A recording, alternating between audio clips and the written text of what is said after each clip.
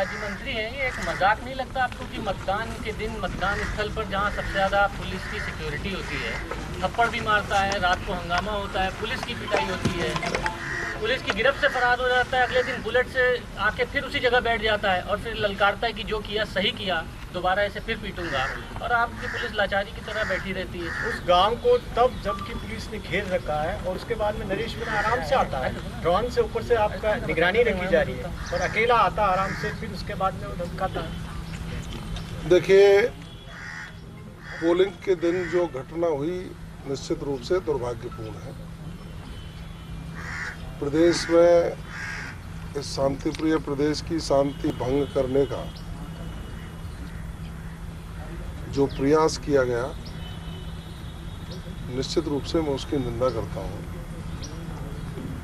अभी समरावता और आसपास के गांव के लोग एक प्रतिनिधिमंडल डॉक्टर क्रूरलाल मीणा जी के नेतृत्व में मेरे से मिलने आए सब थोड़ा तेज बोल दीजिए, माइक पे आवाज। और उनका जो कहना है, बहुत अच्छी बात लगी उन लोगों की कि दोषियों पर सख्त कार्रवाई हो, निर्दोष कोई व्यक्ति इसमें फंसे नहीं। इनकी जो डिमांड थी, जिस आधार पर आपने वोटों का बहिष्कार किया मतदान का, वो डिमांड भी मुझे उचित लगती है कि एक तरफ 15 किलोमीटर दूर उपखंड है और एक तरफ 85 किलोमीटर दूर जाना पड़ता है। और इनका कहना है कि पूरे प्रकरण की जांच हो, न्यायिक जांच की बात कही है। माननीय मुख्यमंत्री जी महाराष्ट्र के दौरे पर हैं, पूरे प्रकरण की जांच हो, न्यायोचित जांच हो, निष्पक्ष जांच हो। आदरणीय डॉक्टर क्रूरलाल मीणा जी और मैं सक्षम स्तर पर इसकी चर्चा करके जो भी न्यायोचित होगा वो करेंगे। वहाँ शांति व्यवस्था कायम रहे, इसके लिए पुलिस अधिकारियों को निर्देशित किया गया है, क्योंकि हमारे भोले भाले लोग हैं। उन भोले भाले लोगों को कोई अपनी राजनीति चमकाने के लिए दुरुपयोग करे, ऐसा हरगिज नहीं होने दिया जाए। लोग, जनता हमारी है, हम जनता के हैं, इनके साथ न्याय हो, ये भी हमारी सरकार की जिम्मेदारी है। और आदरणीय मुख्यमंत्री जी का स्पष्ट जो मत है कि अपराधी को किसी भी कीमत पर बख्शा नहीं जाएगा, चाहे कोई कितना भी बड़ा व्यक्ति हो, और निर्दोष के खिलाफ कोई कार्रवाई नहीं हो, ये हम सुनिश्चित करेंगे। हमने संबंधित अधिकारियों को निर्देश दिए हैं कि इन तीनों चीज़ों पर गंभीरता से विचार करें और वहाँ शांति बनाए रखें। जो भी न्यायोचित होगा, सरकार निश्चित रूप से आम जन के साथ न्याय करेगी। आप ये तो मानेंगे आपका इंटेलिजेंस फेल्योर है, अपने राज्य मंत्री हैं। देखिए, एक तो प्री प्लान्ड घटना हुआ करती है, एक अकस्मात घटना हुई। ये घटना अकस्मात हुई थी और अकस्मात घटना के बाद जो माहौल खराब हुआ वो दुर्भाग्यपूर्ण है। और निश्चित रूप से जिस स्तर पर नेग्लिजेंसी, अनदेखी और अपराध को बढ़ावा देने की घटनाएं हुई है या क्रियान्वित हुई है, उन सब लोगों की जांच करके जो भी दोषी होंगे उसके खिलाफ कार्रवाई होगी। सर, वो 11 बजे सुबह थप्पड़ मारा जाता है, सोशल मीडिया पे वीडियोज आना शुरू होते हैं, उसके बाद वो भीड़ को बुलाने का काम करता है, भीड़ इकट्ठी होने का वहाँ काम हो रही होती है। सर, उस टाइम पे कार्रवाई क्यों नहीं की गई? कोई अपराध करने वाले व्यक्ति कोई भी हो, पुलिस सख्ती से निपट भी रही है।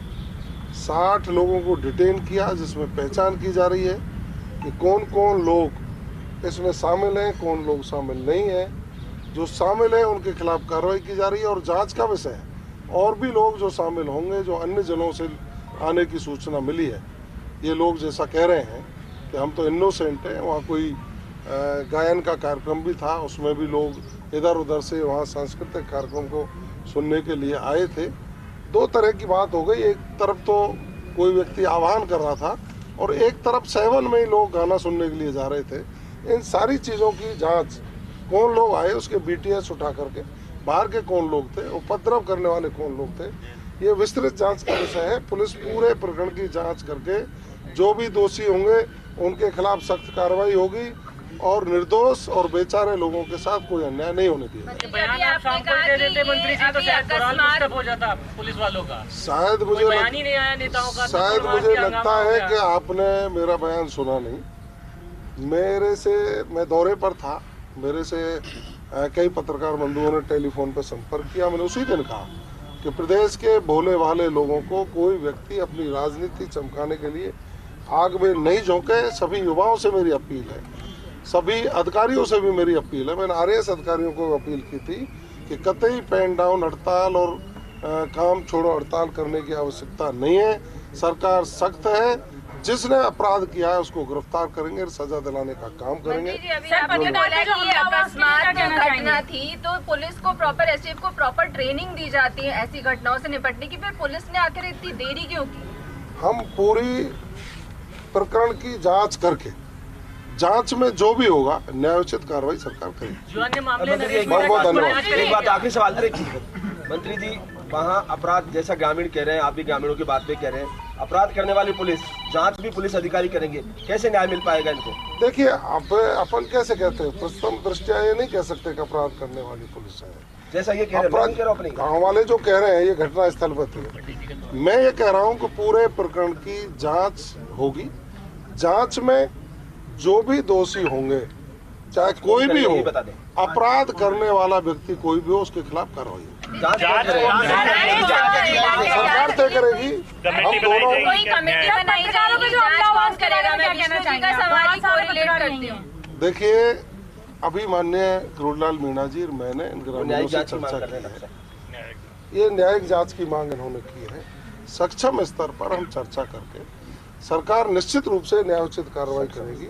जो आम जन के हित में होगा, निर्दोष लोगों के हित में होगा, वो सरकार निर्णय करके इसमें दूध का दूध पानी का पानी करे। सर, पत्रकारों की तरफ से एक मांग आई है, मैं पत्रकारों के लिए सुरक्षा कानून बनाया जाए। पत्रकारों के ऊपर जो हमला हुआ, डॉक्टर करोड़लाल मीणा जी स्वयं मौजूद थे।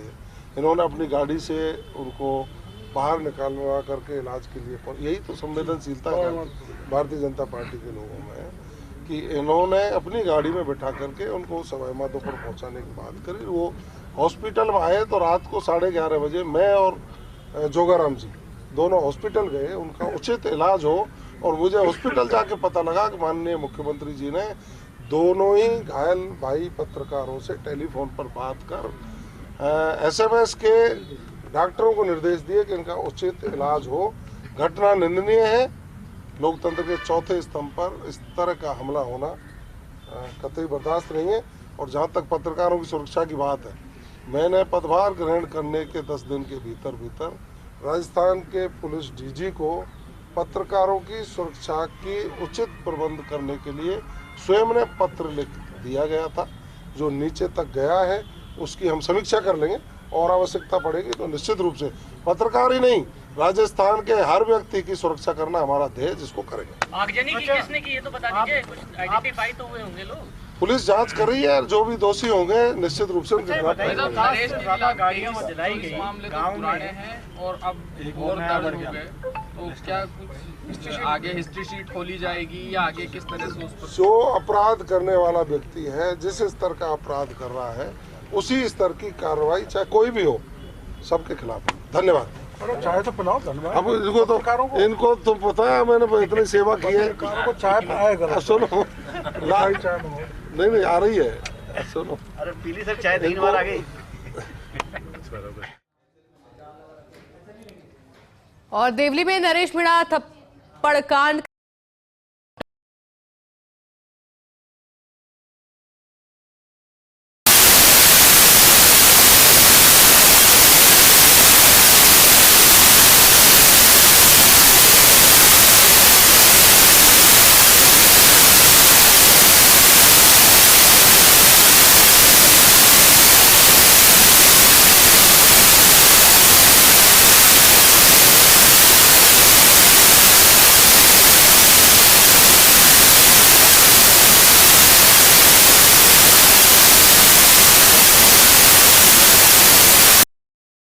हादसा ही नहीं होता, तो ऐसे में सरकार पूरी तरह फैली हो रही है।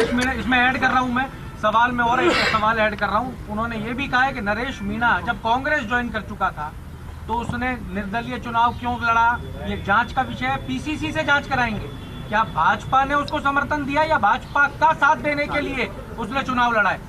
देखिए, माननीय अशोक गहलोत जी का बयान मैंने भी सोशल मीडिया पर भी देखा, अखबार में भी देखा है। वो अपनी ही पार्टी को कटघरे में खड़ा कर रहे हैं। हमारा नाम तो भारतीय जनता पार्टी का नाम तो पॉलिटिकल रूप से लिया है। उनका जो इशारा है वो उनकी अंदरूनी कांग्रेस के नेताओं के ऊपर है और वो पीसी से जांच अपने कांग्रेस के नेताओं की कराएंगे। निश्चित रूप से करानी भी चाहिए कि ऐसे उपद्रवी व्यक्ति को आपने कांग्रेस ज्वाइन करा करके इस प्रदेश की अशांति की ओर बढ़ाने का जो प्रोत्साहन उसको दिया, उसकी भी आप जांच कराएं। और क्यों चुनाव लड़ा, कैसे चुनाव लड़ा, ये तो आपका ही आंतरिक मामला है कांग्रेस का। अशोक गहलोत जी इस बयान को भी हताशा में, क्योंकि साथों के साथ तो सीट हार भी रहे हैं और सरकार सुशासन की ओर बढ़ रही है, तो कोई एक घटना जो हमारे प्रदेश को अशांत करने के लिए सडनली घटी, उसको लेकर अपनी पार्टी के नेताओं पर वो प्रहार कर रहे हैं, वो करें। क्या नरेश मीणा आने वाले टाइम में बीजेपी ज्वाइन कर सकते हैं? ये तो आप स्वयं स्वतंत्र है, कुछ भी कर ले। आप स्वयं अच्छा, ये सुनो, मैं एक छोटी सी बात कहना चाहूँगा। मेरे भाई को चंदा मिला है, मेरे भाई को चुनाव में चंदा मिला है, मिलता ही है 35 लाख, हमको दिया नहीं, उसमें 5 लाख बच गए। तो जो पत्रकार जी का कैमरा वगैरह जो ऐसा नुकसान हुआ है, उसकी भरपाई मैं खुद करूँ। बहुत बढ़िया साहब, बहुत बढ़िया, बहुत बढ़िया।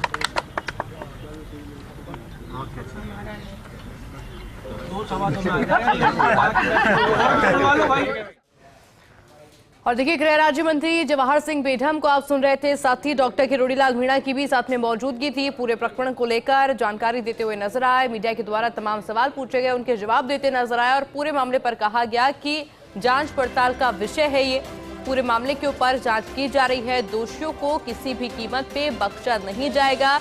जिन लोगों के द्वारा उपद्रव मचाया गया है, पथराव किया गया है, उनको किसी कीमत पे बख्शा नहीं जाएगा, ये बात कहते हुए वो नजर आए हैं। और ये दूसरी तस्वीर आप देख लीजिए, ये वो वीडियो है जिसके बाद इस पूरे मामले ने तूल पकड़ा। एसडीएम को थप्पड़ मारने के बाद जिस तरह का हंगामा देखने को मिला, एक तरफ नरेश मीणा के समर्थक जो कि लगातार पत्थरबाजी करते हुए, उपद्रव करते हुए नजर आए।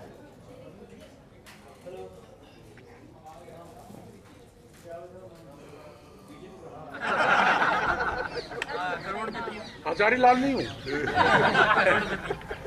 आप सब लोग यहाँ पधारे, उसके लिए समय समय पर आते रहते, उसके लिए धन्यवाद। कुछ तो मैं ही लेके आता रहता।